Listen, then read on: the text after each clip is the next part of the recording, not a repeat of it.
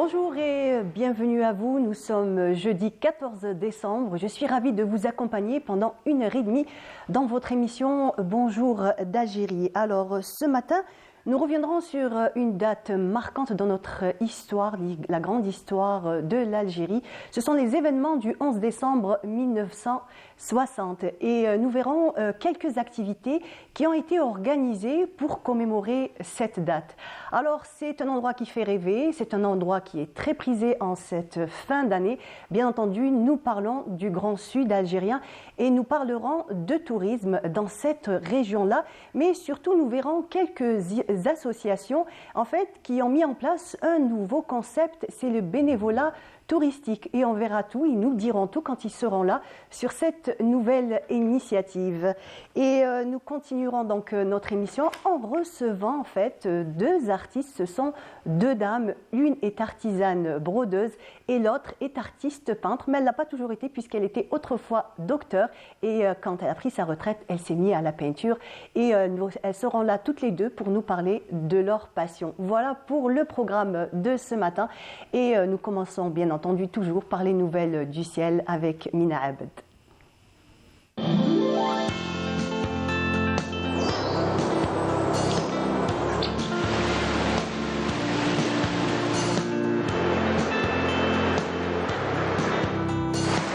موبيليس تقدم لكم الأحوال الجوية.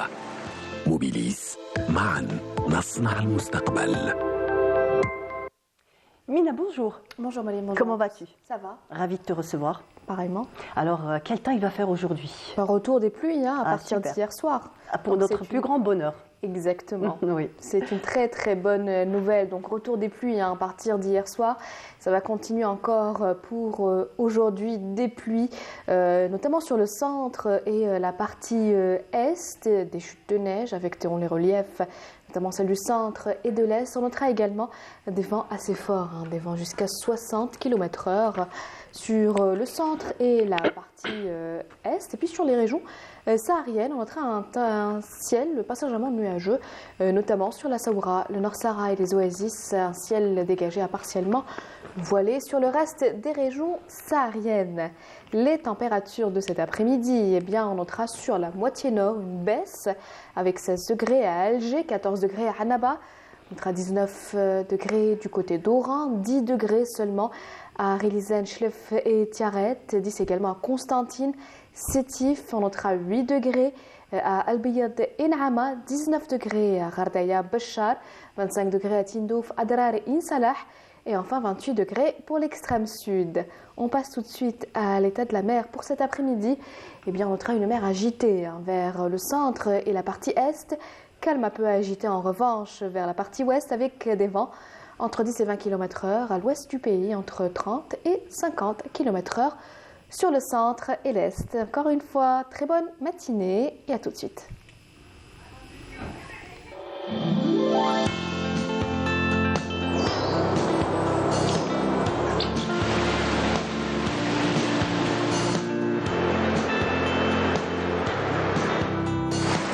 موبيليس قدمت لكم الأحوال الجوية. موبيليس، معا نصنع المستقبل. Pour ces bonnes nouvelles, excellentes nouvelles pour tout le monde. Exactement. En tout cas, merci beaucoup. On te retrouve demain, Inch'Allah. Oui, déjà tout à l'heure à midi et 19h pour plus de détails. Et ah oui, j'ai oublié l'agenda culturel. Eh là là. Oui, j'ai failli.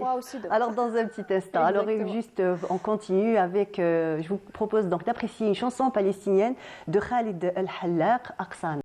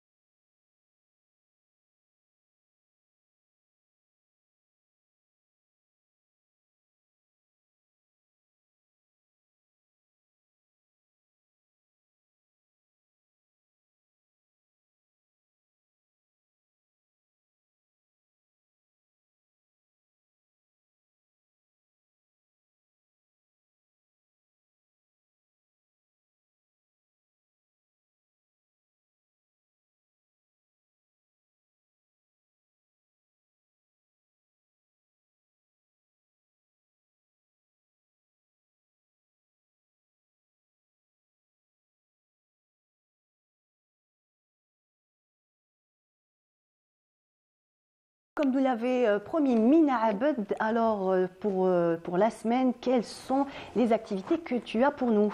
On va le découvrir tout de suite. On commence avec l'exposition de l'artiste peintre Massoud Jessès qui va débuter le 9. Donc ça sera du 9, ça a déjà commencé, du 9 au 28 décembre à la galerie Azouad sous le thème Nord et Sud. Donc très très belle exposition à aller découvrir. On continue avec un vernissage, c'est un petit concept, tout nouveau. Donc on n'a pas d'informations sur le vernissage ni sur le lieu. Donc ça va être un vernissage surprise, donc vernissage Open Studio avec plein d'artistes, dont Adel Chergui et Samia Chilloufi. Donc ça sera avec d'autres artistes également. Ça sera aujourd'hui. Donc aujourd'hui à partir de 19h et pour connaître le lieu, donc il suffit d'envoyer un message sur le numéro de téléphone qui s'affiche là tout de suite. On le voit sur l'affiche. Donc ça sera un vernissage surprise. On continue avec une belle rencontre littéraire avec Ahmed Djaoui, avec son livre Scott Fitzgerald et ses contemporains face à Hollywood. Donc ça sera le samedi. Ce samedi à partir de 13h30 du côté de la librairie Cher à Tizi Ouzou. Très bien. Voilà, donc on continue avec l'exposition Vibration chromatique de Abdel Halim Selami. Donc ça sera Dar Abdel Taif du 16 au 31 décembre. Donc une très très belle exposition et je vous la conseille. On continue aussi pour les amateurs de stand-up. Je ne sais pas si tu aimes bien ça, les stand-up. Oui, j'aime bien. Donc je trouve ça intéressant. La troupe d'Algérie revient avec un stand-up. Donc ça sera du 16 au 23 décembre à partir de 19h30. La mise en scène sera faite par Reda Sedeké et ça sera du côté d'Artissimo. On continue avec une rencontre littéraire avec Fedla Andalusia. On l'avait reçu, la semaine dernière. Plusieurs fois. Exactement, la semaine dernière. Donc, avec deux livres, Camilla, un volcan de sentiments, et écrit Mon histoire. Donc, ça sera le samedi 23 décembre à 13h au Centre culturel universitaire, pas loin du métro de Tef. Voilà, pour ceux qui ne connaissent pas. On continue avec des ateliers pour enfants. Donc, plein de musées organisent des ateliers pour les enfants. Ça va être les vacances à partir de la semaine prochaine. Tout à fait, ça va être les vacances. Donc, plein de musées organisent des ateliers pour enfants et même pour adultes. Pour adultes, bien sûr. Même pour adultes. Donc, on commence avec le musée du Bardo, donc, qui propose des ateliers en art rupestre, en fouilles archéologiques également, et plein d'autres ateliers très intéressants. Donc, ça va commencer le 21 décembre jusqu'au 7 janvier.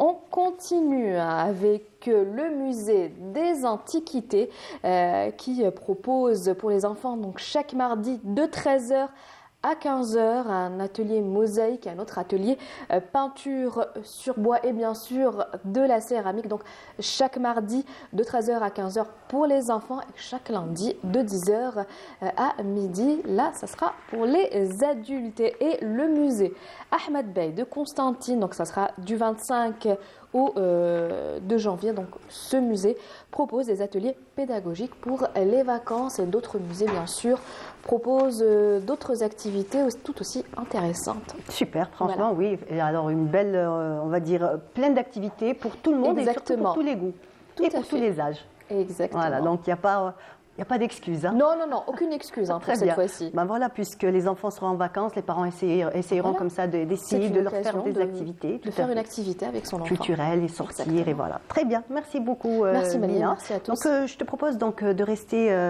avec nous, on continue. Et donc nous a rejoint déjà tout à l'heure Monsieur Lounis Ersqi. Louni Ersqi, bonjour. Bonjour. Comment allez-vous? Ça va. Alors, ravi de vous recevoir ce matin. Vous êtes le coordinateur du pôle éditorial au Centre national de documentation. De presse, d'image et d'information. Très bien. Voilà. Donc, vous nous avez fait le point. Une date historique, le 11 décembre 1960.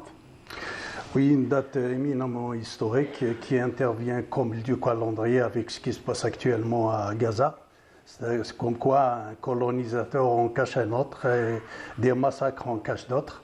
Donc le 11 décembre 60 nous rappelle une des épopées de la guerre de libération.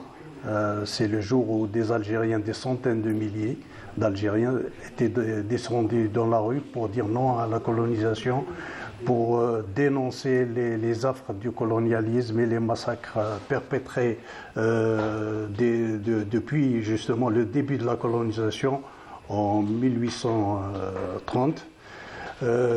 Donc notre objectif justement c'est de se remémorer cette date justement historique, l'une des principales haltes de la guerre de libération et de l'histoire de notre pays. Très bien. Donc des ouvrages ont été édités pour la commémoration, pour marquer cette date. Disons, il y a des expositions qui sont actuellement organisées au niveau des différents centres culturels de la capitale, à commencer par le centre culturel Mohamed Temmam à la rue Asla Hussein, le centre culturel Aïcha Haddad à Didouche et le centre culturel Mustafa Kateb à la place Odin. Il y a aussi deux expositions au niveau du ministère des Ondes du Palais de la Culture et au niveau de l'Assemblée populaire nationale et de la Maison de la Presse Abdelkader Safir à Cuba. Et ce sont des expositions de photos C'est des expositions de photos inédites, des photos exclusives du centre. C'est-à-dire, le centre dispose quand même d'un fonds documentaire incommensurable, d'une valeur inestimable, à commencer par le fonds photographique, audiovisuel, aussi il y a des documentaires aussi, c'est-à-dire qui est bien conservé puisque la mission du centre justement c'est de collecter, de conserver, de diffuser, de communiquer ce qu'il a comme fonds documentaire.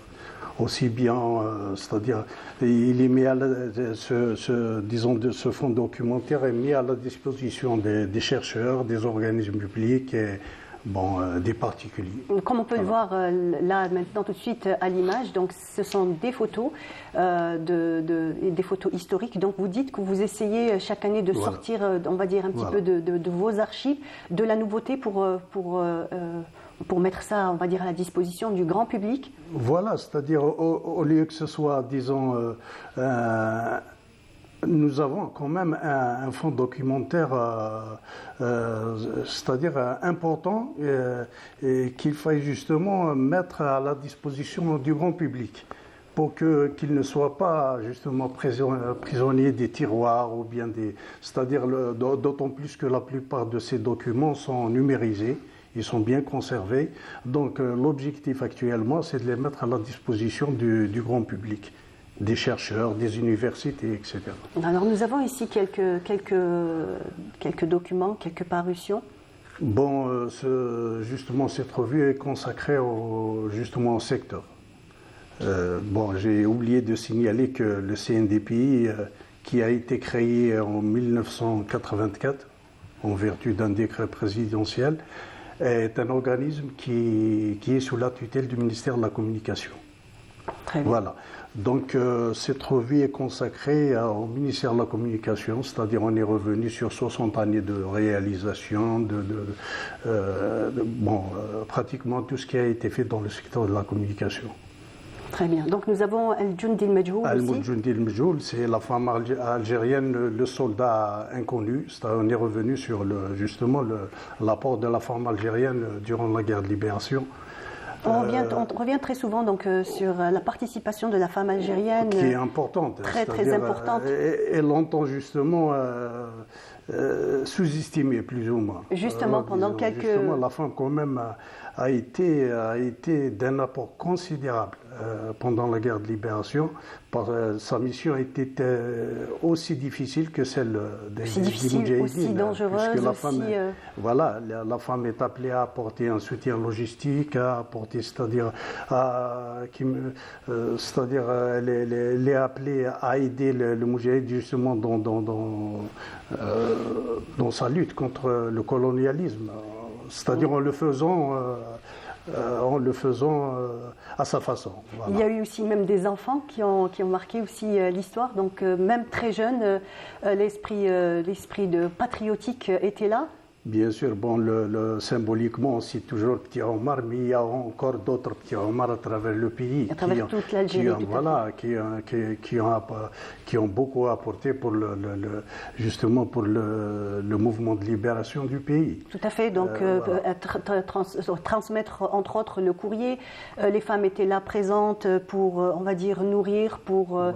pour même transporter des armes. On savait Cacher très des bien armes aussi, cacher des armes. On savait très bien que le hayek, qui a toute une symbolique à Voilà. propos du hayek, ou qui, on va dire, sous cet habit blanc, transportait des armes et a aidé considérablement donc Bien sûr. la révolution algérienne. Voilà. Alors nous avons aussi Bon, encore c'est d'autres une revue documentations. traduite justement. Nous avions d'habitude deux versions, langue française et arabe, consacrées aux élections communales et wilayales du 27 novembre 2021. Très bien. Alors nous Où avons... on cite bien sûr les réalisations durant les deux premières années, c'est-à-dire disons de 2019 jusqu'à 2021. de 2021. Alors nous avons aussi Atfal Bila Toufoula. Alors nous avons Voilà, c'est les enfants privés de leur enfance. Ça parle des enfants pendant la guerre de libération qui étaient justement en but aux exactions coloniales, à la privation, à toutes sortes de misères qui leur a été imposées par la situation de l'époque. Donc voilà, on a consacré un ouvrage où on cite justement toute cette situation vécue par les enfants justement pendant la guerre de libération. Donc très important de parler de ce volet-là. On sait très bien que des crimes ont été commis envers que ce soit les hommes algériens, les femmes algériennes, mais même les enfants ont été aussi la cible. Oui, les enfants ont été la cible. D'autant plus qu'en plus de la torture endurée par les Algériens, il y avait les enfumades où on enfumait des populations entières. Par exemple, on les étouffait en quelque sorte. Bon, parmi ces populations, il y a des milliers d'enfants. Il y avait les essais nucléaires français dans le Sahara algérien jusqu'à présent. Justement, les séquelles restent jusqu'à nos jours, effectivement. Voilà, des zones encore radioactives. Voilà, radioactives. Bon, on va citer deux exemples parce qu'il y en a tellement, c'est-à-dire depuis le début de la colonisation, comme l'avait cité le président de la République dans l'un de ses discours, il n'y avait pas 1,5 million de chéhides, il y avait quand même près de 5 millions depuis le début de la colonisation. Voilà. Très bien. Donc le 11 décembre, une date marquante, un événement marquant, mais on dit qu'en fait ça avait commencé déjà deux jours auparavant, toutes ces manifestations, ça avait réellement commencé, on va dire peut-être un petit peu timidement à travers tout le pays, et c'est le jour du 11 décembre. Voilà, c'est l'éclatement, c'est le grand éclatement, c'était à Alger, etc.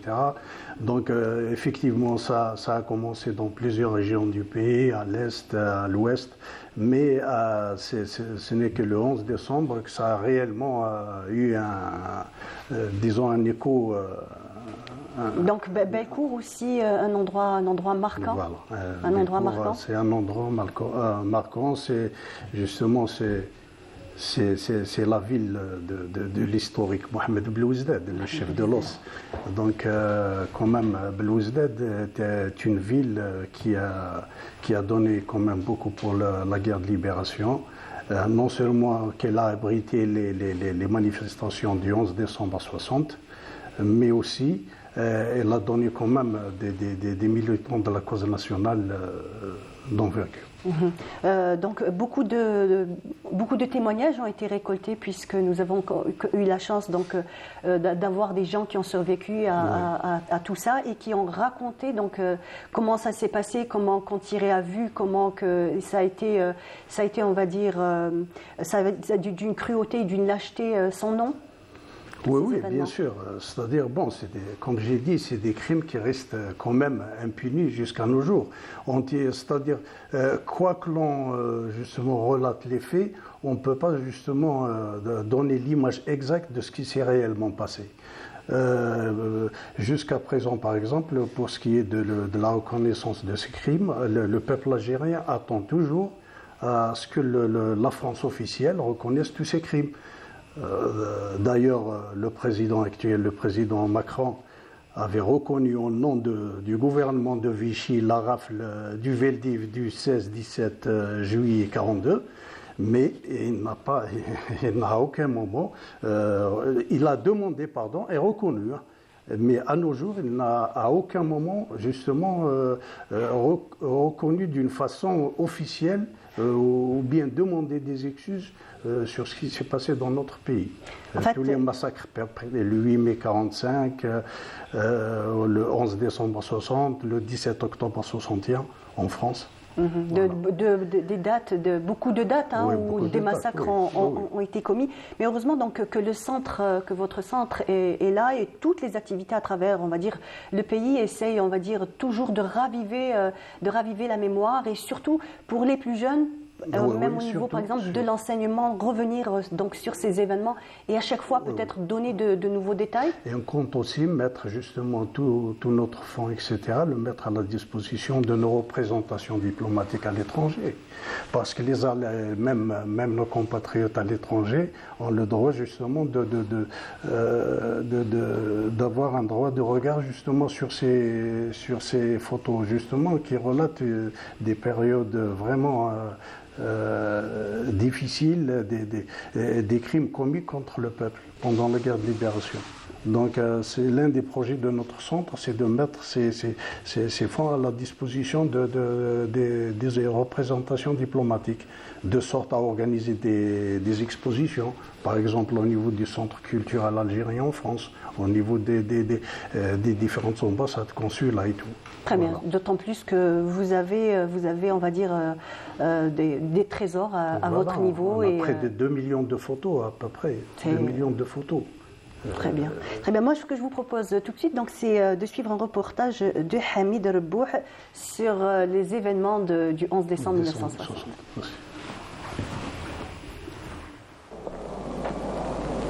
Écoutez-moi. Retournez chez vous. Qu'est-ce que vous voulez?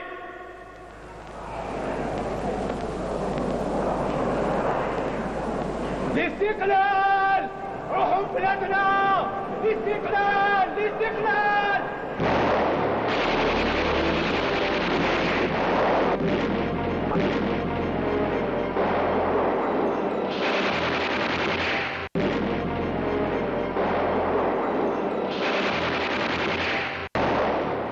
Depuis le 1er novembre 1954, les responsables de la Révolution ont mené une communication tournée vers l'étranger par le biais de l'ONU, en vue de faire du problème algérien une réalité pour le monde entier. La diplomatie algérienne a pu surmonter tous les obstacles qu'elle a rencontrés au niveau des sessions en Nations Unies.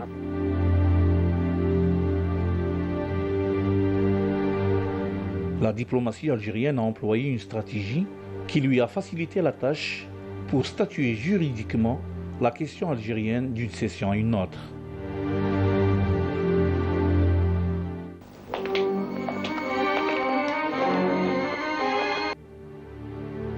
La grève des 8 jours a amené l'ONU à inscrire la question algérienne à l'ordre du jour de sa 11e Assemblée générale dans le cadre du droit des peuples à l'autodétermination.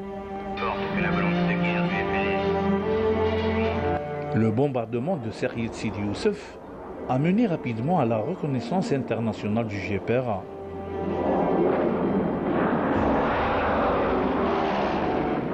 En dépit de l'importance de ces deux actes pour la diplomatie algérienne, c'est les manifestations du 11 décembre 1960 qui ont constitué le tournant déterminant pour la guerre de libération nationale. C'est grâce à ces manifestations qui se sont déroulées dans plusieurs villes d'Algérie, notamment Ain Timouchent, Oran et surtout Alger, du 9 décembre au 11 décembre 1960. Ces dernières manifestations ont incité et encouragé plusieurs pays à reconnaître le GPRA.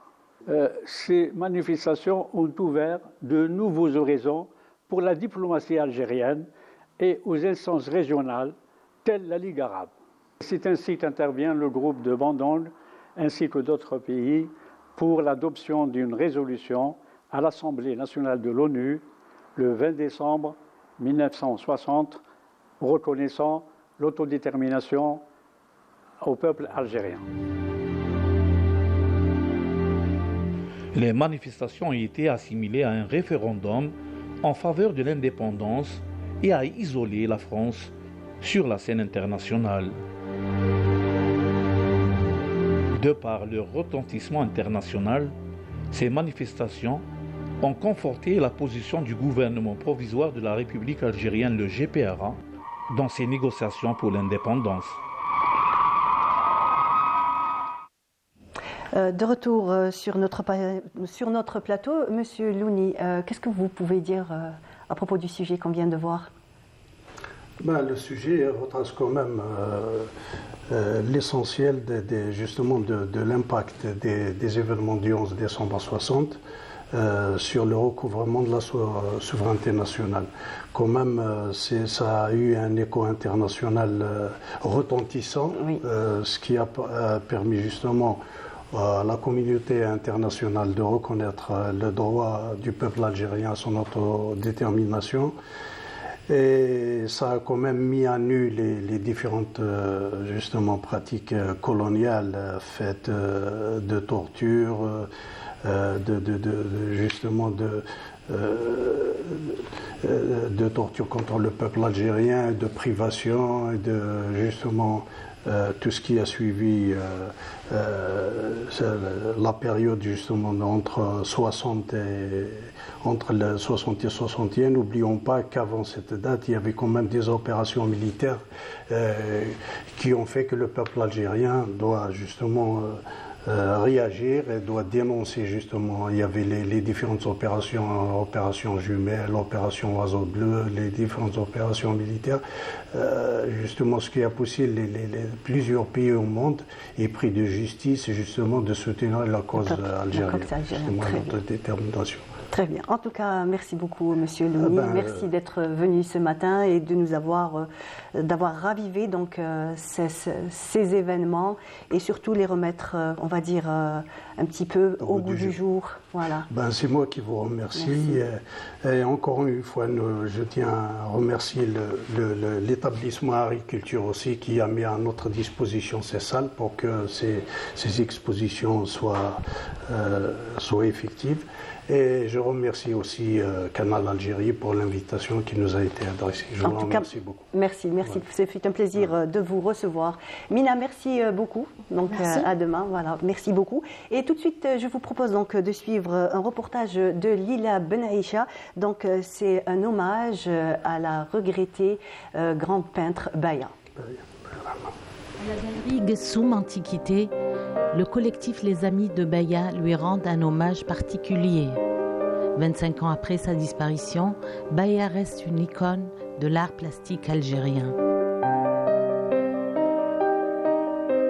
Une artiste qui a bousculé les codes du pinceau pour créer un art propre à elle, un art universel. On a exposé une vingtaine d'œuvres de Baya, dont il y a 2 céramiques, un berceau, une vingtaine de toiles à elle. Donc c'est des amis qui nous ont traités pour faire l'expo et l'Athéum Sahara.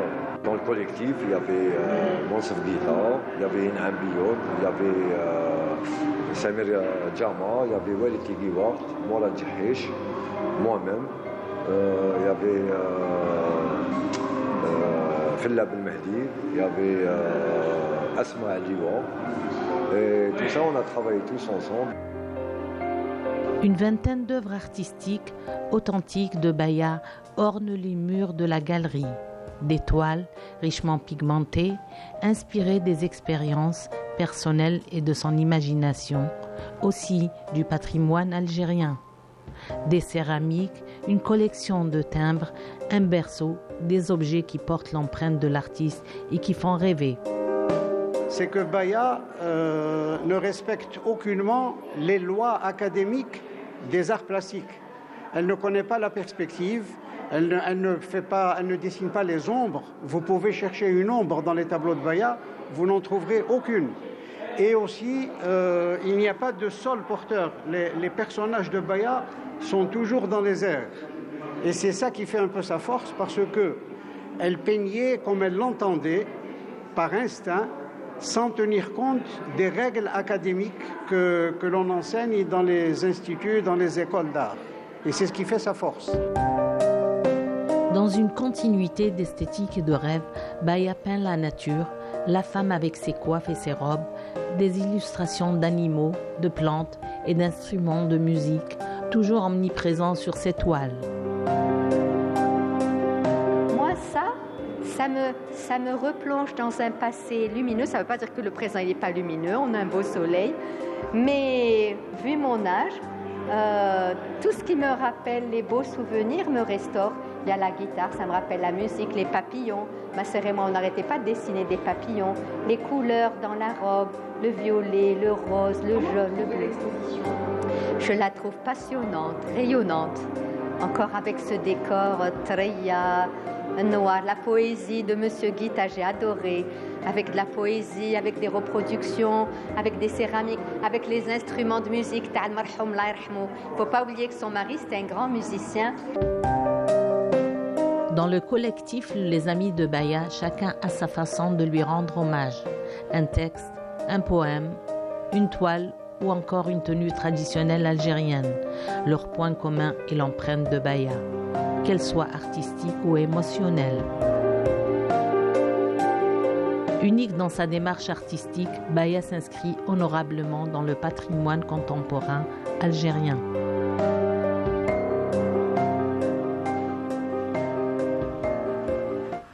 Une très très belle exposition que vous pouvez encore aller voir puisqu'elle dure jusqu'au 21 décembre à la galerie Guessou. Et donc j'ai le plaisir de recevoir ce matin Jamila Douagui. Bonjour. Bonjour, merci. Comment allez-vous pour l'invitation. Ça va, alhamdoulilah. Merci d'être là.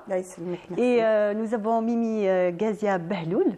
Et Sadiq, bonjour. Merci. Comment allez-vous? Merci, je vais bien. Alhamdoulilah, ravie d'être là avec votre beau hayek. Je vous remercie. Il vous va ravir. Je vous remercie pour l'invitation aussi. Donc nous allons parler d'un événement qui s'est terminé, mais nous allons quand même revenir sur cet événement puisque c'était en commémoration, lié à la commémoration du 11 décembre.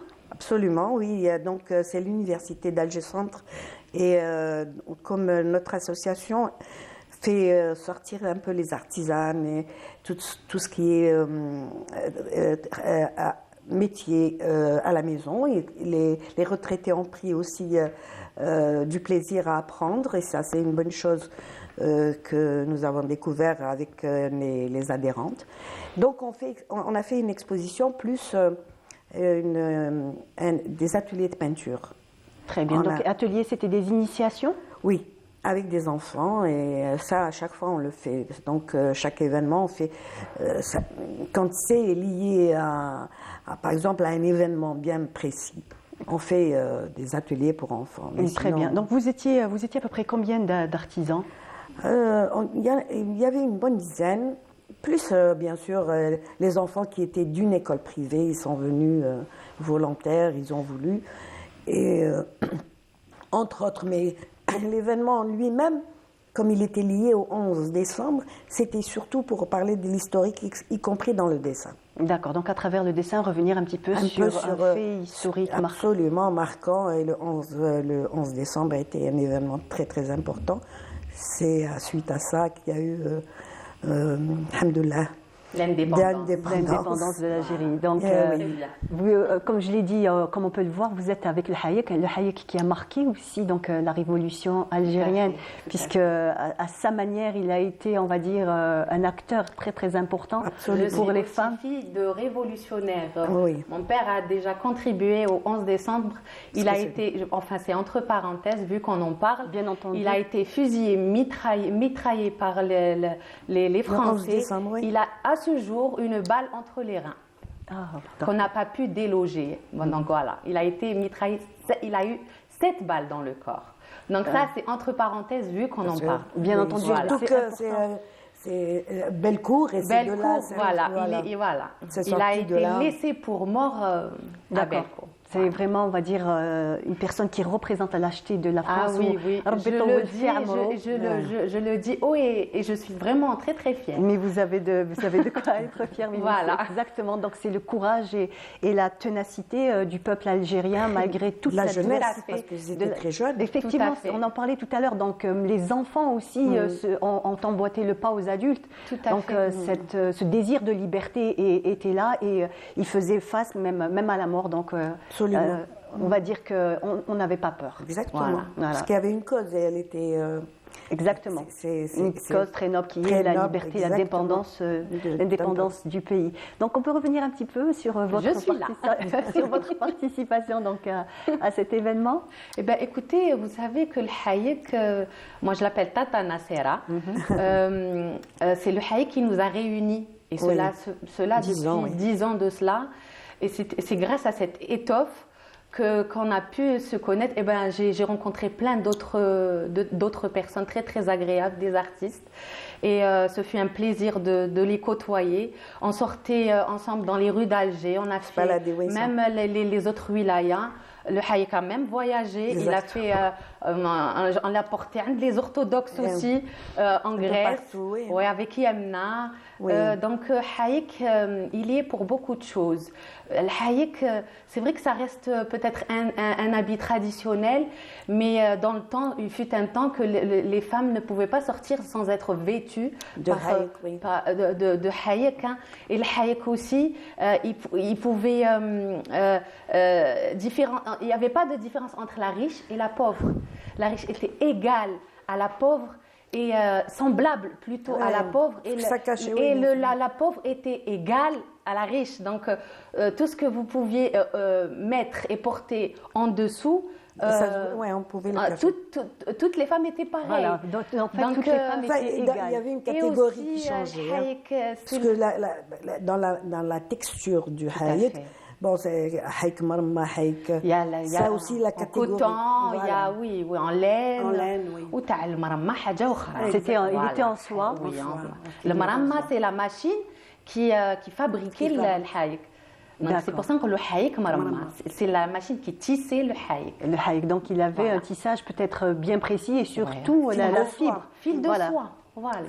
Très bien. Et c'est ça en fait qui lui donnait cette espèce de souplesse, ce beau drapé qui caractérise le Hayek. Oui. Ça c'est dessiné la silhouette. La silhouette, surtout ça, mais tout en étant bien. Oui. Voilà, en étant caché. Comme on dit chez nous, mustora de la tête aux pieds. Voilà. Il y avait aussi donc l'adjar, est-ce qu'il était mis systématiquement par toutes les femmes ou il y avait les régions, ça dépendait des régions. Alger Centre. Alger Centre, tout le monde que ça pas Alger Centre. Pratiquement, c'est Al-Hadjar, c'était à Alger Centre. Enfin, Alger. Alger. Disons Alger. D'accord. D'autres wilayas, par exemple. Les autres wilayas. Il y a Idero Bouawina. Bouawina, tout dépend. Même dans le sud, Idero Bouawina, et la jeune fille, la jeune fille ne porte pas l'Hadjar. D'accord, donc elle sortait à visage découvert. Ça différencie, parce que c'est des codes. En fait, Hayek, c'est des codes. J'ai appris à force de voir et de faire des recherches sur ça. Une jeune fille, elle ne porte pas l'hadjar, ça veut dire que déjà dans la rue, on voit qu'elle est prête pour se marier. Par contre, la femme, dès qu'elle se marie, elle met l'hadjar. Et la femme hajjala, que ce soit par le deuil, donc elle fait bouawina côté gauche, et celle par divorcée côté droit. Donc déjà dans la rue, on savait D'accord, donc tout était, on va dire, clair, les messages étaient clairs, on ne risque pas de se méprendre. Qu'est-ce qu'on pourra encore dire? Donc vous avez fait beaucoup avec ce hayek, puisque vous avez dit que vous l'avez porté même à l'international. Oui, il n'y a pas que moi. Il y a plein d'autres. Vous êtes un groupe. Le groupe était, c'est un travail de tout un groupe. Il n'y a pas que moi ou elle. Chaque fois que, oui. Il y a un travail de tout un groupe. Il y a même les jeunes hommes étaient avec nous, participaient en portant leur tenue traditionnelle, que ce soit le Tchangaï ou Adik el-Bed'ia et le Serwel. Donc tout dépend, on faisait des performances urbaines, donc c'était une toile. En tout cas, ça a bien marché sur les réseaux sociaux. Voilà. Personne ne vous a raté, même si on n'a pas eu l'occasion de vous voir comme même ça le sortir dans les... il a été fait sur un réseau social. Exactement, on a été vraiment, tout à fait, il y a eu un appel et j'ai fait même le hayek en moto. Oui. 5 juillet, on était en Covid et tout, donc on ne pouvait pas réunir un nombre énorme par rapport aux circonstances. Voilà. Dans des salles fermées. Donc c'était vraiment un nombre précis, mais il y a eu vraiment du monde dehors. Mais il y a eu la participation de plusieurs filles qui connaissaient, enfin savaient surtout manipuler les Vespa italiennes. Vu que la Vespa italienne a été conçue pour la femme déjà. Donc c'était vraiment très très facile. Et moi, j'ai mis des tritrètes. Même avant, on mettait des élastiques. Voilà, tritrètes pour éviter d'avoir avec le truc, la forme d'un ballon montgolfière ou un truc comme ça. Donc voilà. On l'a porté aussi à Médéa. Oui, à Timimoun. Enfin, il a voyagé. On est sorti avec. Donc vous l'avez fait sortir, on va dire, de son lieu partout en Algérie et à l'étranger, comme elle le disait. Oui, toute jeune fille ou toute personne, toute femme qui voyageait et tout, le porter, que ce soit devant un monument précis pour décrire la place ou le lieu. Voilà. Et Rahtala Van, le hayek. Donc voilà. Très bien. En tout cas, moi, ce que je vous propose, c'est d'apprécier donc quelques images du hayek. On les regarde juste ensemble et on revient juste après. Ça marche.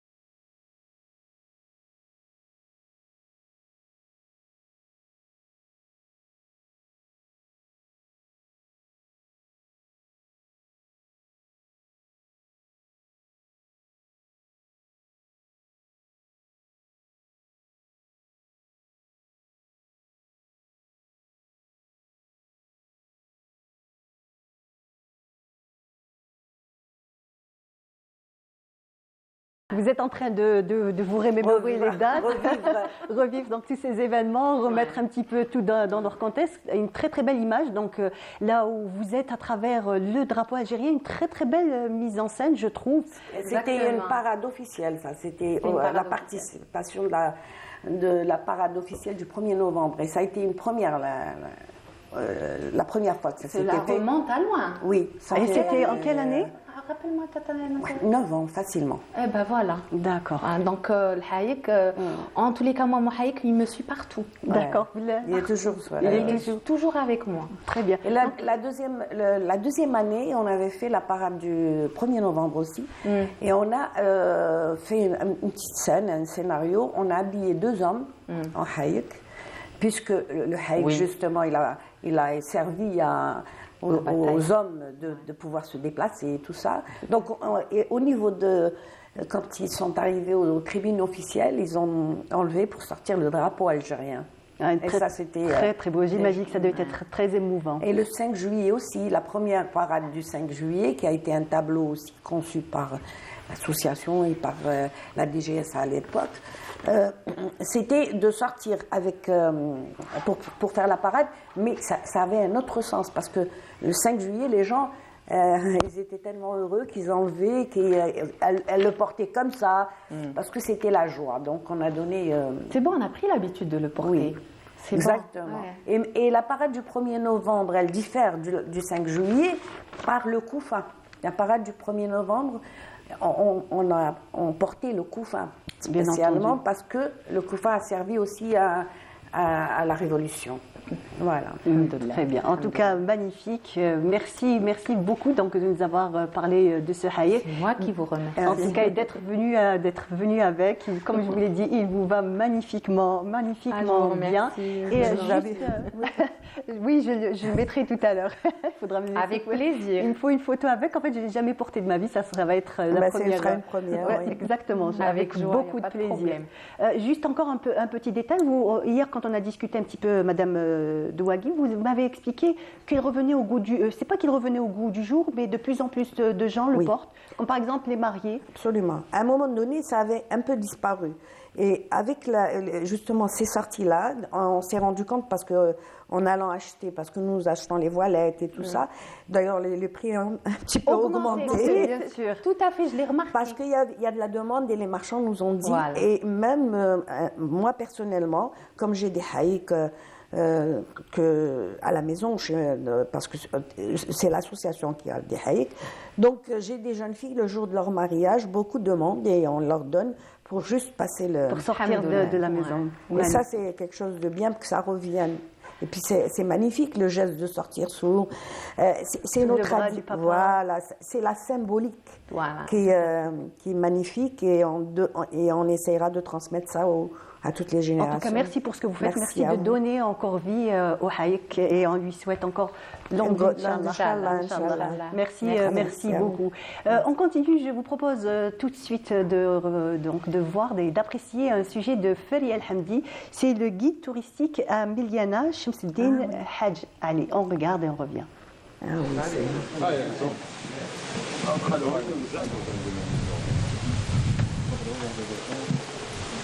Une journée bien remplie débute pour Shamsuddin. Ce matin, il retrouve devant le mausolée Sidi Ahmed Ben Youssef le premier groupe pour une visite. La richesse historique et culturelle de Miliana impose qu'il y ait des guides qui vont, on peut dire, accompagner et assister les visiteurs qui viennent des quatre coins du pays ou bien d'ailleurs de l'étranger même. Donc là, le guide, ici à Miliana, il fait quoi? Et bien là, il accompagne ses visiteurs dans les coins et les recoins de la ville, de la cité. Et ensemble, guide et visiteurs, ils vont, on peut dire, écouter les vieilles pierres qui parlent et qui racontent l'histoire de la ville. Cela fait 5 ans que ce passionné d'histoire travaille pour la ville. À 26 ans, le jeune homme a déjà passé la moitié de sa vie plongé dans des livres d'histoire, un domaine qui le hante depuis ses 14 ans. Je suis passionné par l'histoire, on peut dire, depuis mon très jeune âge, depuis mon enfance. Quand j'étais petit, comment dirais-je, je me suis retrouvé devant une caverne d'Ali Baba, sauf que dans cette caverne, il n'y avait pas de l'or, mais des livres. Des livres, on peut dire, qui parlaient principalement d'histoire. C'est des livres qui appartenaient à mon arrière-grand-père du côté maternel. Et donc là, j'entre dans un monde qui est très vaste et très passionnant. La visite se poursuit à travers les ruelles de Miliana. La bienheureuse est dotée d'une nature généreuse. C'est le jardin botanique de Miliana. Qui date depuis on peut dire les années 1880-1870. Et là, les visiteurs, justement quand ils viennent d'Alger ou de Blida, de Koléa ou des quatre coins d'Algérie, ils ont la chance de découvrir des plantes rares telles que le séquoia d'Amérique, telles que le ginkgo biloba, telles que le tilleul, etc. Et aussi, ils ont la chance de découvrir et de voir une œuvre d'art qui est une sculpture du fameux sculpteur français Mathurin Moreau qui date de 1883. Dans la région, les demandes de visite sont toujours nombreuses, car le patrimoine est riche et varié. C'est dans l'une des principales rues de Miliana, les Shari al-Amir Abdelkader, qui va du musée, là où on était, jusqu'au marché, là où on va maintenant. Et là, on peut voir, on est dans un tunnel de platanes centenaires. Et on peut voir aussi les anciens bâtisses qui gardent toujours leur cachet. Une ville qui garde toujours son cachet architectural, ses ruelles, ses marchés aux 1000 senteurs et ses produits du terroir, mis en valeur sur les étals finement décorés. Si vous êtes de passage à Miliana, Shamseddine vous guidera et vous fera découvrir les secrets de cette belle ville. C'était un sujet signé Fariel Hamdi. Nous restons toujours dans le tourisme puisque j'ai le plaisir de recevoir Monsieur Nabil Mellouk. Bonjour. Bonjour madame. Bienvenue. Merci. Merci d'être là. Donc vous êtes le directeur central du plan qualité tourisme du ministère du tourisme et de l'artisanat. Ah oui, exactement, oui. Très bien. En tout cas, merci d'être là. Merci pour l'invitation. Et nous avons aussi donc Monsieur Faisal Belaroussi. Bonjour. Bonjour. Bienvenue. Merci pour l'invitation. Mais Aïchek, merci. Nous sommes ravis donc de vous recevoir ce matin. Donc vous êtes le président de l'association nationale Pressing et Blanchisserie. Voilà. Mais vous avez un événement bien précis. On va revenir tout à l'heure. En collaboration avec l'association des aides bénévoles qui font un colloque sur le tourisme et le bénévolat. Voilà. Donc vous nous en direz plus tout à l'heure sur ce nouveau concept. Alors Monsieur Mellouk, qu'est-ce qu'on pourrait dire donc à propos des nouveautés en ce qui concerne le tourisme en général, mais le tourisme saharien en particulier? Merci. Tout d'abord, je tiens à vous remercier pour l'invitation que vous nous avez adressée. Et je tiens d'abord aussi à saluer et souhaiter la gloire à nos martyrs à l'occasion du 11 décembre parce qu'un événement très, très glorifié, les manifestations du 11 décembre pour lutter contre le colonialisme. Alors, gloire à nos martyrs et que Dieu accueille ces martyrs dans son vaste paradis. Le tourisme saharien, c'est la saison du tourisme saharien, bien sûr, qui commence le mois d'octobre de chaque année et termine l'année prochaine avec le mois d'avril. La fin du mois d'avril. C'est 7 mois pour cette longue saison. Une longue saison. Voilà, la saison touristique saharienne. Et comme le Sahara algérien est très vaste et il représente une superficie très importante, à peu près une superficie qui avoisine les 85%. De la superficie globale de l'Algérie, c'est tout un continent. Alors, avec les trésors que détiennent le Sahara, alors le Sahara algérien est très riche par ses potentialités touristiques, soit naturelles, soit culturelles, sociales, les coutumes, les us et coutumes, les traditions, les fêtes locales. Alors c'est un territoire très riche en matière de tourisme. Et depuis le temps, le Sahara attire des touristes. Depuis toujours, effectivement, voilà, mais toujours. Un peu plus ces dernières années. Il reste toujours le fer de lance pour la destination touristique saharienne. Effectivement. Lorsqu'on part à l'étranger et pour attirer des marchés touristiques internationaux, notre fer de lance, c'est le Sahara. Le Sahara fait rêver. Parce que c'est unique dans le monde.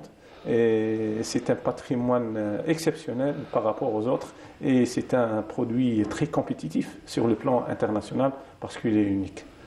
La nouveauté pour cette année, c'est les flux touristiques qu'on a constatés et qu'on a enregistrés cette saison. Notamment avec la décision des pouvoirs publics, notamment les hautes instances, d'instaurer le visa de régularisation. Ça veut dire le visa à l'arrivée. Donc une facilitation pour les touristes. Oui, c'est une procédure qui a été lancée l'année passée, le mois de décembre, si je ne me trompe pas. Alors, et cette procédure a été renouvelée avec les agences de voyage. Alors, on fait un programme de visite touristique au profit des touristes et on envoie ce programme à notre ministère et on accorde une autorisation d'embarquement et le visa de régularisation est délivré au niveau des postes frontaliers, soit terrestres, soit aériens, soit maritimes. Jusqu'à présent, nous avons enregistré la délivrance à peu près 5000 visas au niveau des postes frontaliers pour les touristes internationaux. Et est-ce que cette décision, cette facilitation, on va dire, s'est fait sentir au niveau du nombre de touristes? Oui. Les agences de voyage ont salué cette bonne initiative, cette bonne décision et qui a participé ou contribué à la facilitation des flux touristiques internationaux. Très bien. Donc, puisqu'on parle des agences de voyage, je vous propose donc de suivre un sujet de notre collègue Faria El Hamdi. C'est en fait sur les programmes des agences de voyage pour les fêtes de fin d'année. Voilà, on regarde et on revient juste après. Souvent synonyme de détente, le Sud séduit tout le monde grâce à la richesse de son territoire. Célèbre pour sa superficie et la pluralité de ses déserts, le Sahara algérien offre un dépaysement incomparable. La traversée du Sahara algérien est un voyage d'aventure et d'humanité, considéré depuis toujours comme une destination touristique phare pour les amoureux d'aventure. Le Sud algérien attire de plus en plus de touristes locaux et étrangers. J'ai déjà fait ce tour il y a 19 ans. Donc j'ai trouvé ça tellement beau que j'ai offert ce voyage à mon épouse pour ses 60 ans. Parce qu'elle rêvait de voir le désert. Et je sais que le désert algérien est un des plus beaux au monde, voire le plus beau. Les agences de voyage multiplient leurs offres, surtout à l'approche de la fin de l'année et des vacances aussi. On reçoit souvent des étrangers, donc on essaie de leur proposer divers séjours pour divers budgets. La prise en charge est totale, bien sûr. On a souvent des départs pour le Grand Sud, donc les destinations préférentielles sont Djanet et Taman Rasset. Après, l'ONAT a l'expérience requise pour les prendre en charge et mener à bien ces différents séjours. Je recommande le Sud algérien à tout le monde, que ce soit pour les Algériens qui n'y sont jamais allés ou pour les étrangers. Ça reste quelque chose à voir. Ces agences se préparent et ont déjà mis sur pied un programme aussi riche que varié.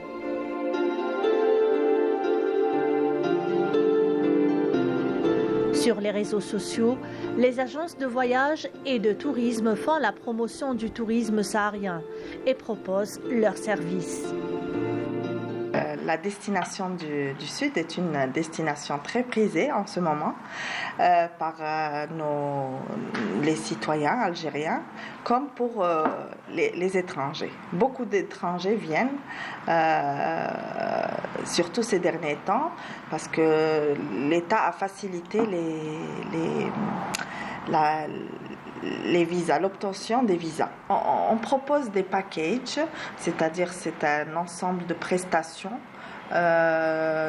qui va du billet d'avion jusqu'à matériel, par exemple pour le Grand Sud, le matériel de bivouac, parce que la plupart du temps c'est du bivouac pour le Grand Sud, donc la pension complète, les prix sont réduits que quand une personne va faire un voyage à la carte, ce qu'on appelle un voyage à la carte.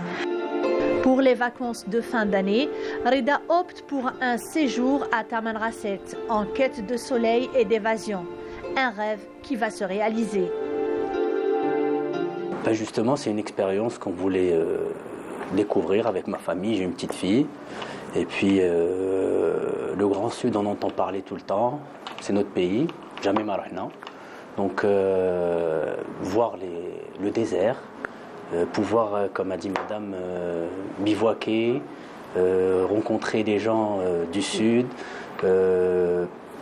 développer, c'est-à-dire essayer de voir le Sud Tana, c'est quelque chose de magnifique quand même. Donc pourquoi pas le faire une fois, mais bien organisé, avec un programme bien fait, etc. Donc c'était l'idée qu'on avait. On est venu ici pour justement avoir une proposition complète. Le tourisme fait partie de la nouvelle stratégie, placée prioritaire des hautes autorités. L'allègement des procédures et démarches visant l'accès au visa en Algérie est une mesure qui s'inscrit dans l'optique de la relance du secteur de tourisme, qui est à l'aube d'une nouvelle ère très prometteuse.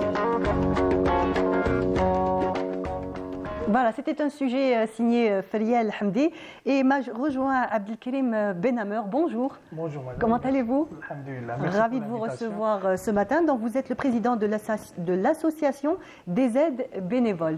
Voilà, c'est l'association des aides bénévoles. C'est on m'a abrégé, mais sinon c'est l'association nationale des bénévoles d'Algérie. Les bénévoles d'Algérie. Ouais. Très bien, on reviendra avec vous, monsieur Benamer, dans un instant. Je voudrais juste vous faire réagir, monsieur Melouk, à propos donc du sujet de notre collègue Faria El Hamdi, les images déjà époustouflantes. Et on revient toujours donc sur la délivrance du visa au niveau des, on va dire, en arrivant en Algérie. Bien sûr. Mais en fait, tout à l'heure on discutait, la condition c'est de passer par le Grand Sud. Non, il faut intégrer le Sud, pas le Grand Sud, tout le Sud. Tout le Parce Sud. qu'il y a le Sud des Oasis et des Ksour, et il y a le Grand Sud au niveau des parcs de Tassili, de Lahgar. Alors il faut intégrer dans le programme le Sud algérien avant d'établir une liste des touristes qui viennent visiter l'Algérie. Alors les agences de voyage on salue cette initiative qui a facilité l'arrivée des touristes et les flux touristiques notamment. Alors les agences de voyage envoient une liste au ministère avec la demande d'octroi de visa de régularisation et avec aussi les partenaires étrangers, parce qu'il y a des agences de voyage qui ont des partenaires à l'étranger, soit en Europe, soit en Chine, soit en Russie, ils ont plusieurs partenaires à l'étranger.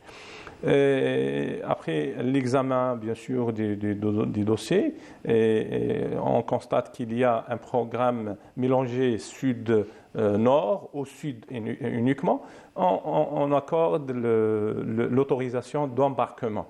C'est le ministère du Tourisme qui accorde cette autorisation.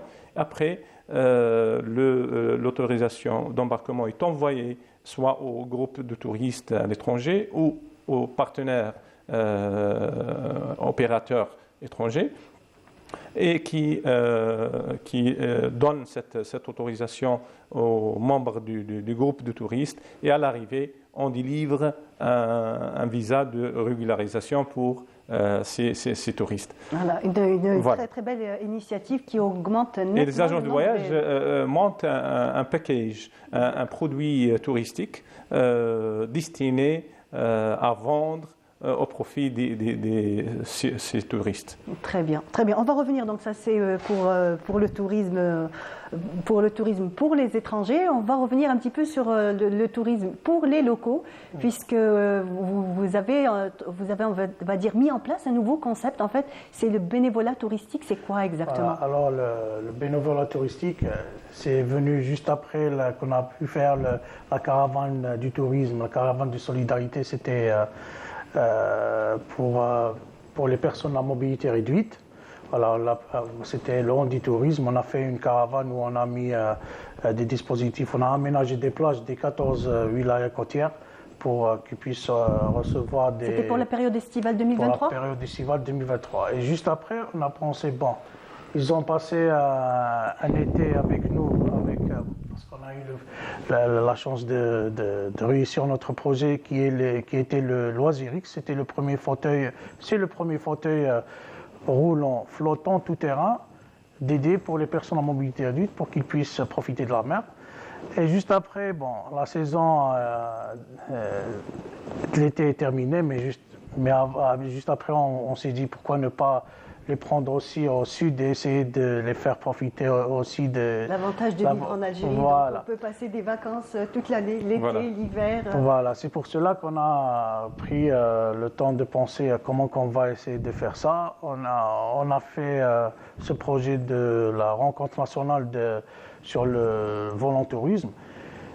Et l'objectif, c'est d'essayer de créer des programmes touristiques dédiés à ce genre, à des personnes à mobilité réduite, essayer de stimuler le besoin ça de faire bouger les choses et aussi de faire des installations pour qu'ils puissent profiter aussi de ce genre de tourisme, voilà, du désert et de... Très bien. Monsieur Bellaroussi, donc vous aussi, vous participez donc à cette aventure. Ça se passe à Adrar? Oui, c'est ça. Donc déjà, on remercie l'association des bénévoles. Cette initiative, c'est ce colloque qui se tient du 25 au 28 décembre 2023 à Adrar. C'est un programme qu'ils ont établi qui est très riche. Et nous, en tant qu'association, on s'associe à cette initiative qu'on voudrait aussi, on ne sait pas si le flux de tourisme, on voudrait développer le flux de tourisme interne. Vous savez, il y a des gestes qu'on doit bannir. Par exemple, si vous vous rappelez l'histoire du tourisme allemand qui est venu, où il fumait, il ne jetait pas ses cigarettes, il avait une petite boîte, où il écrasait sa cigarette. C'est un réflexe qu'on voudrait que les gens, tourisme durable. Donc, dans ce programme que l'association bénévole a organisé, c'est très important, c'est la durabilité du tourisme. C'est-à-dire, nous, on est là pour une semaine, pour 10 jours, mais laisser les choses correctes. Donc, sensibiliser un petit peu. Il y a des sorties, il y a un programme très riche, sincèrement. Quand je vois le programme qu'ils ont établi, vous avez, Adrar, il n'y a pas que Adrar, comme l'a dit M. Ain Salah.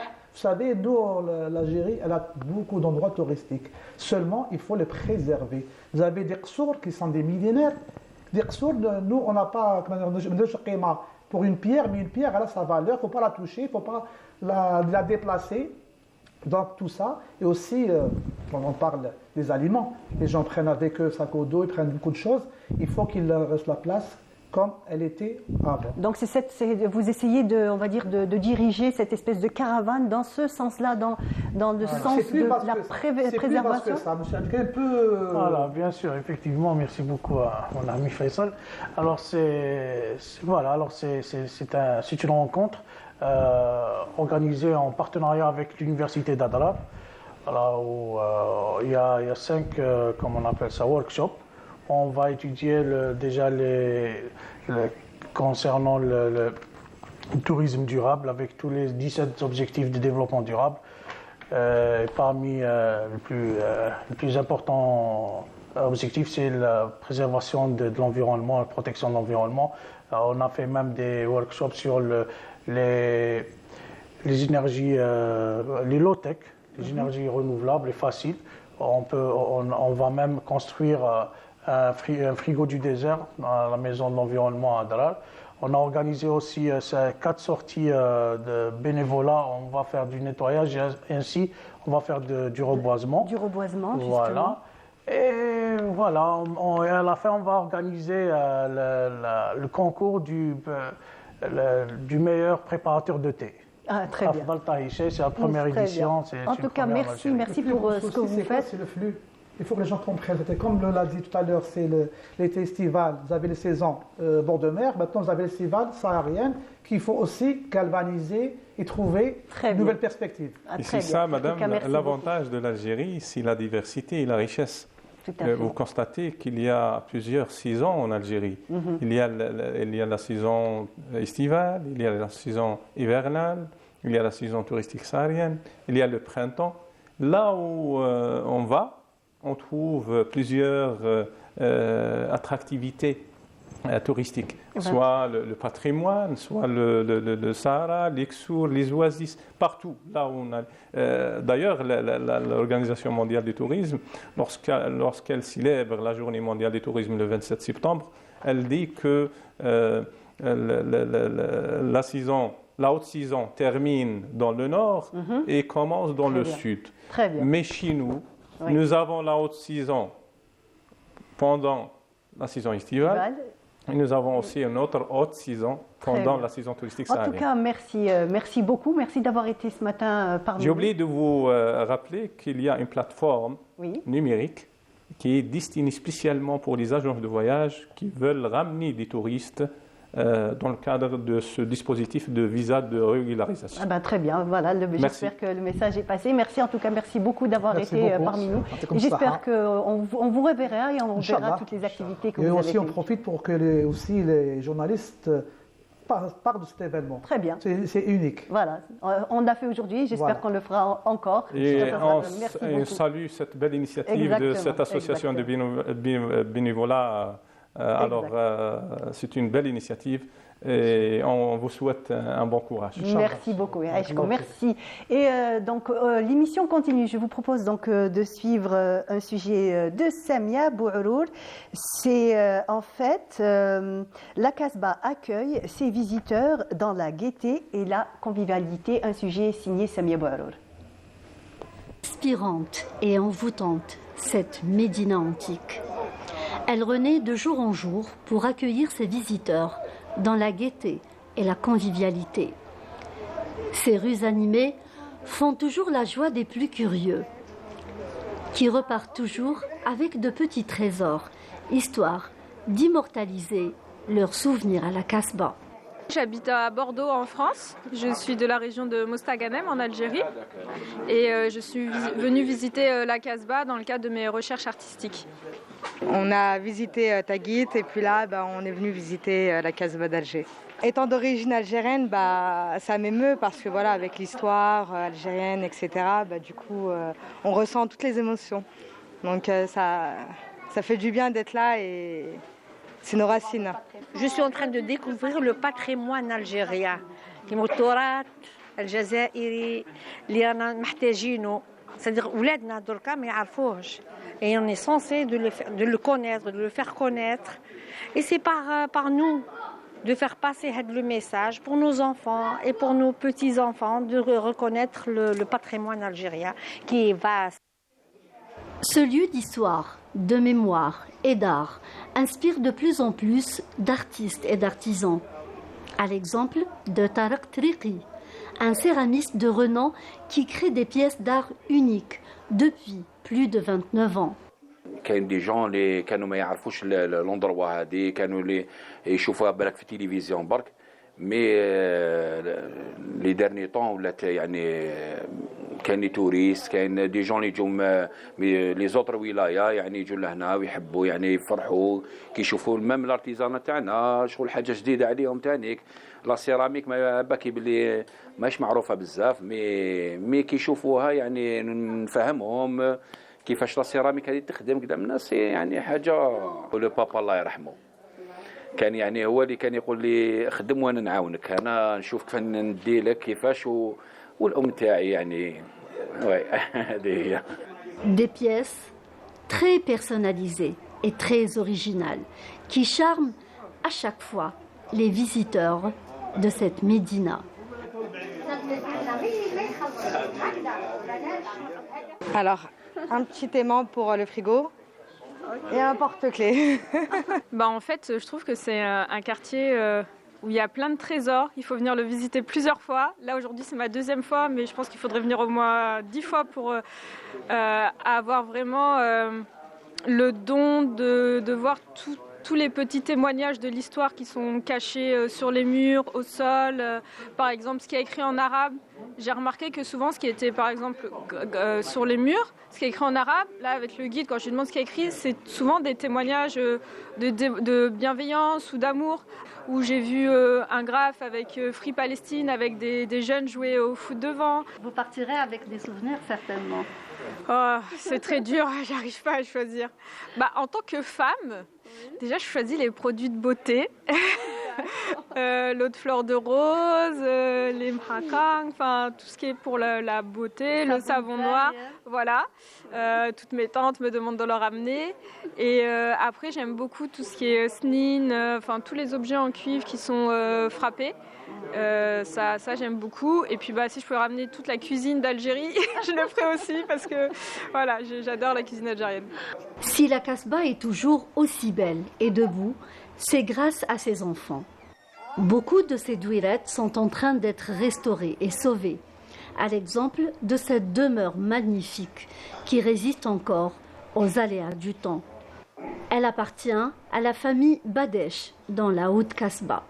Cette source d'inspiration intarissable demeura un lieu mythique et une destination des plus prisées. Ses murs, ses dédales, ses portes racontent son passé glorieux et témoignent encore de sa grandeur et sa splendeur. Un très très beau sujet signé Samia Bouarour et m'a rejoint Amel Zeglache. Bonjour. Oui, bonjour. Comment allez-vous? Alhamdulillah. Marhaba bik, ravi de vous recevoir. Merci, c'est Donc gentil. vous êtes artisane brodeuse. Oui. Nos téléspectateurs vont commencer à découvrir donc vos travaux et j'ai le plaisir de recevoir Houria Mena. Bonjour. Comment allez-vous? Ça va, merci de m'avoir invité. Vous êtes artiste peintre. Oui. Il fut un temps où vous étiez docteur. Oui, je vous suis êtes à la médecin retraite de profession et peintre par passion. Et par passion. Donc, on reviendra un petit peu sur votre parcours, sur vos œuvres surtout, et les techniques que vous utilisez et les thématiques. Madame Mena. Amel Mezaguer, donc tout à l'heure je vous ai dit des heures et des heures de travail, mais vous m'avez repris, vous m'avez dit des jours et des années. Et des années. Ouais. Donc pour pouvoir faire un tableau. Ça dépend. Même des tableaux pour les enfants, les chambres d'enfants, 15 jours, 20 jours, un mois, ça dépend. Si c'est chargé, si c'est un petit peu léger. Mais des tableaux comme ça, je reste 3 mois et demi. En fait, c'est vraiment un travail de minutie, puisque tout est compté, chaque fil est compté. Si je fais une erreur, je suis obligée de tout enlever et recommencer. Parce que on compte. Ce n'est pas un motif qu'on dessine et on brode, c'est en comptant les trous. Donc s'il y a une erreur au centre, ça va décaler entièrement Je refais, ça décale. Oui. Très bien. Oui. Très bien. Donc des choix de couleurs, des thématiques peut-être. C'est moi qui choisis les couleurs. Très bien. Je vois le motif, c'est un magazine ou sur Internet. Là, je choisis le modèle et avec les fils, je ramène des fils, plein de fils et je vois si ça tombe, si ça. D'abord, c'est accorder les couleurs, trouver les bonnes nuances. Oui, les couleurs chaudes, les couleurs claires. Voilà, oui. Alors là, nous avons aussi encore un très très joli petit tableau, donc c'est pour une chambre d'enfant. C'est ma fille qui a réalisé ça. Ah, très bien. Oui, vous l'avez déjà initié? Oui. La relève est assurée. Elle adore, elle a aimé. Oui, il faut que je donne ce métier, il faut que je le... C'est magnifique parce que quand même, c'est beaucoup de patience. Oui, il faut aimer. Hein. Il faut vraiment aimer. Tout à fait, c'est vraiment quelque chose parce qu'au début, c'est un petit peu difficile. Hein. Bon, pour compter, pour faire et tout, mais après, ça y est. ça passe. Après, ça, c'est Oui, facile, oui, mais en faut fait, aimer, je dis facile, mais je veux dire un peu plus simple à faire. Voilà, Très bien. après, oui. Très bien. Donc, qu'est-ce qu'on pourrait dire? Vous avez commencé jeune à faire Oui, à j'ai faire commencé cette à l'âge broderie? de 18 ans. C'est ma soeur qui m'a appris ça. Mhm. J'ai fait de la broderie, j'ai fait sousdi, j'ai fait le point de croix. Mais là, j'ai adoré le point de croix. Je vais rester sur... ouais. J'ai commencé avec quand je suis mariée, j'ai commencé avec des draps pour bébé, des coussins, des petits coussins. Après, mon mari m'a proposé, il m'a dit, pourquoi tu ne fais pas des tableaux? Parce que lui, c'est un artiste. D'accord. C'est un artiste peintre. Alors, allez, pourquoi pas des tableaux? J'ai commencé, voilà, j'ai trouvé que c'est beau, c'est demandé aussi, c'est très, pour très offrir. Tout à fait. Pour offrir et tout, ouais. Et donc, c'est vous qui faites le dessin? C'est vous qui faites qui comptez, on va dire, parce qu'au Oui, départ, c'est moi qui compte, avec le motif, c'est des carreaux. D'accord. Oui, chaque carreau, c'est une croix. Très bien. Voilà, le dessin, c'est... Donc, vous le réalisez, j'imagine, d'abord direct sur le tissu. Ah, direct sur le tissu. Je vois le modèle et je réalise direct. Ah, très bien. Voilà, je compte et je fais des croix, et ainsi de suite. Très bien. En Ouais. tout cas, c'est très, très beau et c'est Merci. vraiment raffiné. C'est surtout le côté raffiné de ce travail. Madame Mena, j'imagine que vous appréciez aussi. Oui, j'aime bien, oui. C'est du travail c'est très beau. Très soigné, très beau, très raffiné. Et puis c'est long, c'est dur à faire. Effectivement. C'est pour ça que j'ai dit, il faut aimer. Il faut aimer. Il faut aimer. Pour faire des choses, il faut toujours aimer. Comme vous, pour Madame Mena, à propos donc, de vos toiles, de votre passion, qui est la peinture. La peinture, oui. Vous faites de l'abstrait, du semi-abstrait. J'ai commencé comme la majorité des peintres, on commence toujours par le figuratif. Et petit à petit, j'ai évolué vers le semi-figuratif. Et je fais même de l'abstrait. Comme je suis autodidacte, je suis très ouverte. Je suis pas. Vous avez cette espèce de liberté, vous suivez, on va dire, un petit peu. Mon imagination et mon inspiration. Voilà, très bien. Vous avez commencé à peindre il y a combien de temps? En fait, je me suis toujours intéressée à la peinture depuis mon jeune âge. À l'école primaire, on nous parlait des peintres français, des peintres dans le temps. Et j'ai commencé, moi, à m'intéresser, à faire de la peinture dans les années 90 noirs, pendant le terrorisme. Comme on ne sortait pas, chacun s'occupait comme il pouvait. Moi, j'ai pris de la peinture. Je faisais des petits dessins, je faisais des petits tableaux sans aucune prétention. Et petit à petit, je me suis prise au jeu et j'ai continué. Depuis 92, donc. Jusqu'à aujourd'hui. Qu'est-ce que vous aimez, qu'est-ce que vous utilisez d'abord comme technique et en même temps, est-ce que c'est de la gouache?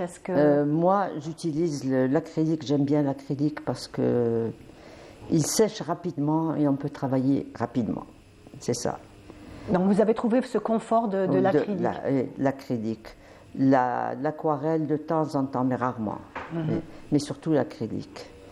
Les techniques que je fais du pinceau, bien sûr, qu'on appelle...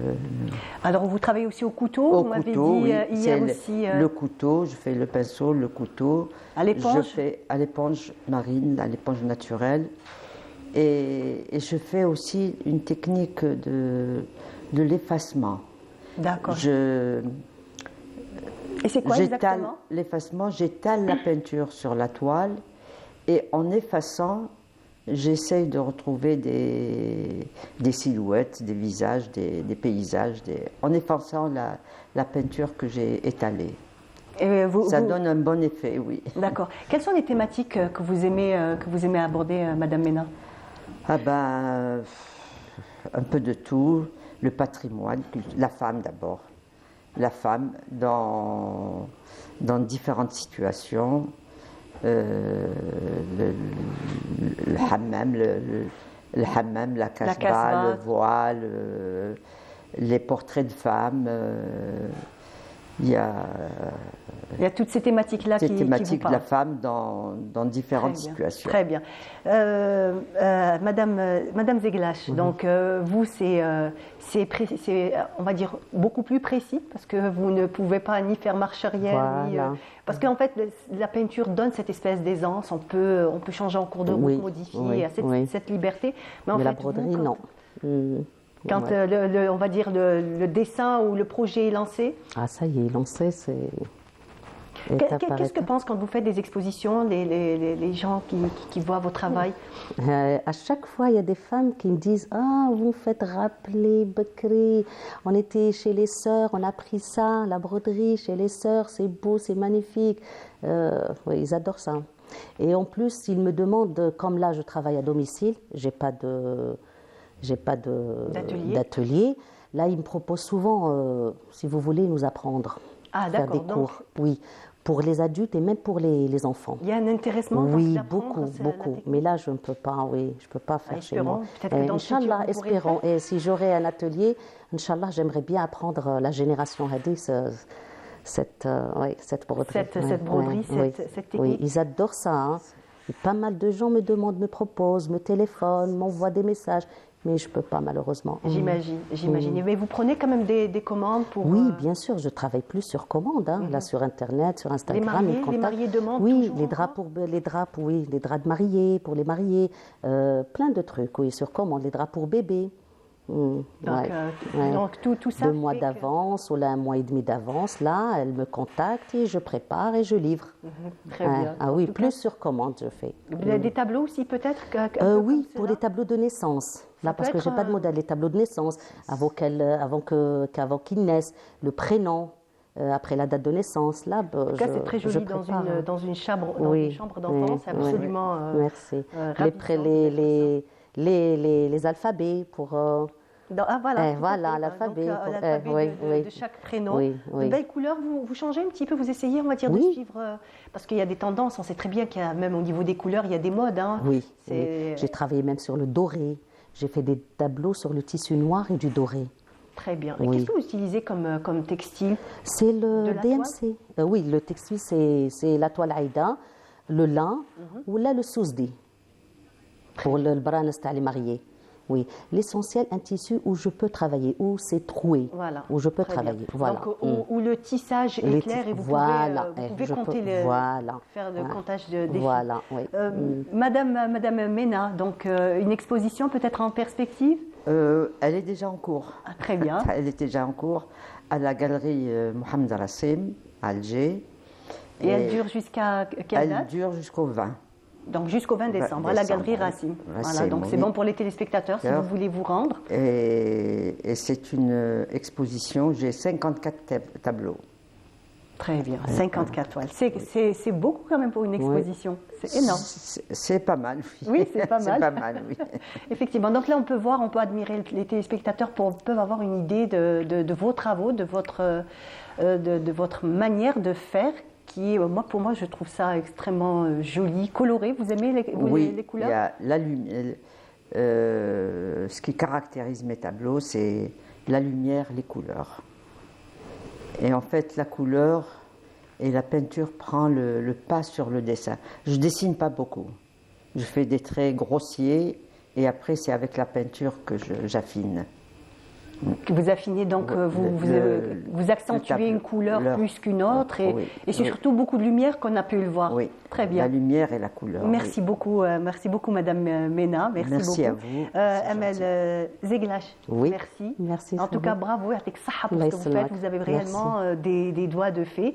Et merci de continuer à faire vivre. J'aimerais bien que la broderie douce la génération. Inch'Allah. J'aimerais bien. Inch'Allah. Puisque, comme vous l'avez dit, l'envie est là. Inch'Allah, ça continuera. En tout cas, merci vous déjà de lui donner vie. Avec ça.